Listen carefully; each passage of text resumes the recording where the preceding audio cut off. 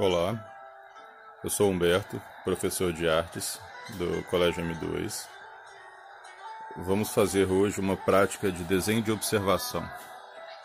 Para isso, prepare um papel branco, pode ser um caderno, pode ser um papel avulso, sem problemas.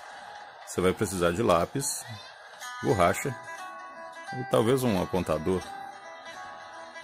O lápis não tem especificação, pode ser um número 2, um HB, ou se você tiver lápis mais macios também pode utilizar, sem problemas. No meu caso, eu gosto de desenhar escutando música, então eu boto uma música aqui que me ajude a trabalhar. E eu começo a observação olhando muito bem para os objetos que eu vou desenhar. Então eu selecionei essas formas, são formas circulares, né? Só para entender, a gente tem uma cabaça aqui no cantinho, um ovo de avestruz e um pedaço de uma luminária antiga, que funciona como uma bola, né? Esse é de metal, esse é material orgânico, né? E esse é material orgânico também, uma cabaça.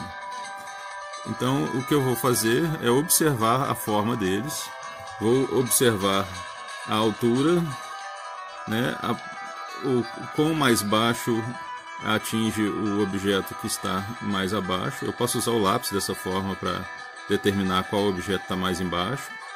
E assim eu vou delimitando a altura deles. Então eu já sei que a cabaça é o mais baixo, a bola de metal é o médio e o ovo é o mais alto. Assim como o ovo é o que fica mais alto embaixo também, seguido pela cabaça e depois a bola de metal. Então no papel a bola de metal terá que ser desenhada mais embaixo e o ovo mais em cima. Também é importante pensar na posição dos objetos no espaço do papel. No caso, como a imagem é mais vertical, é mais comprida para cima, eu vou utilizar o papel numa posição vertical. Então vamos lá, vou começar a desenhar. Então eu começo pelo objeto maior, faço a forma básica dele, sem muita necessidade de precisão. Vou fazer a forma que está do lado, que é a forma cilíndrica de metal. Vou fazer um pouco do pé que segura o ovo e a forma da cabaça.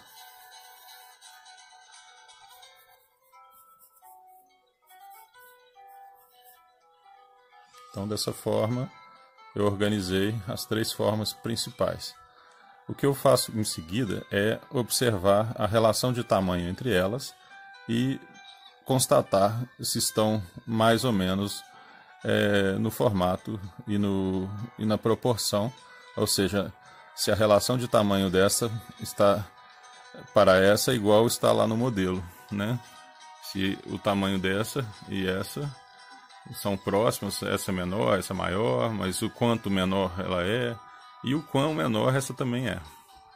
Então isso também é importante. Bom, cá estamos, eu já fiz dei uma corrigida no formato, né? Lá estão os modelos, eu vejo nesse ângulo. Isso é importante também, olhar o ângulo que você vê, pois muda o desenho. E ajustei um pouco mais o formato. Agora o que eu vou fazer é o seguinte, reparem que eu não tenho muita preocupação em fazer a linha certinha, eu deixo rabiscado mesmo. Isso faz parte da construção do desenho, é importante ter isso em mente. Se você faz a linha, apaga, faz a linha, apaga, faz a linha, apaga, o risco de você repetir a linha errada normalmente é muito grande. Então é melhor rabiscar, fazer vários riscos, para depois de um tempo, quando já chegar na forma geral próxima ao que você está querendo, você ir lá com a borracha e simplesmente corrigir, deixando a linha correta, né? Se quiser. Eu particularmente gosto muito do rabiscado do lápis, eu acho que é bacana mostrar isso. Então eu vou agora passar para a parte de identificar as partes escuras, né? Então eu tenho algumas partes aqui que são mais escuras, como esse cordão da cabaça, eu vou fazê-lo, né? Eu erro também, é normal errar. Tá? É muito importante ter isso em mente. O erro faz parte do processo. Muita gente fica tentando acertar de cara, isso não funciona. Errar é normal. E é importante entender isso, que o erro faz parte do processo. Se você não errar, você não desenha. Você tem que errar, faz parte. Muito raro um desenho sair sem erro nenhum. Principalmente um desenho de observação. Né? Então, tem que ter esses erros. E agora também preencher, colorir, né? O que está no escuro e deixando o que está claro. Então, essa área para mim está mais claro, então eu vou escurecer as áreas em volta. Aqui nesse desenho que a gente está fazendo, sem muita preocupação técnica, mas é colorir mesmo, em qualquer direção, não tem problema.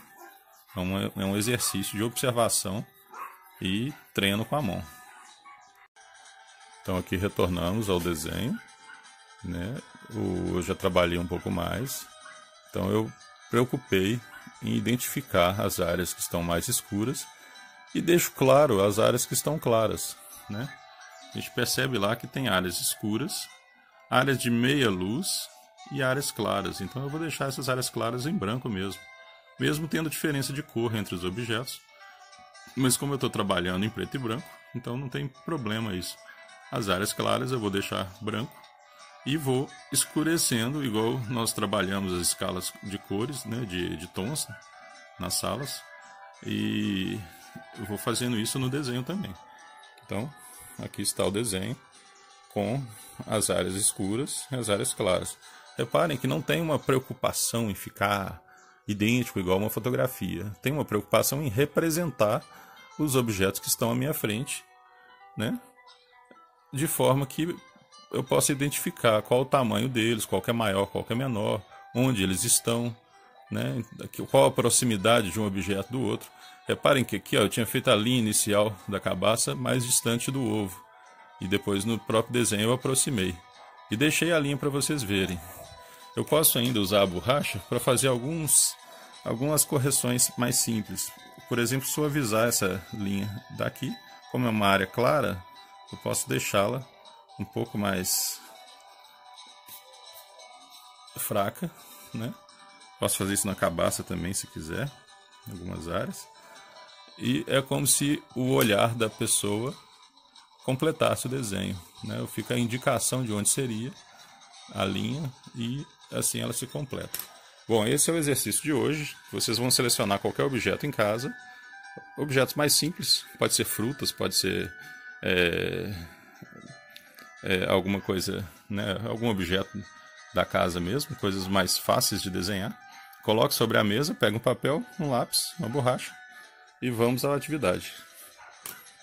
Espero que tenham gostado.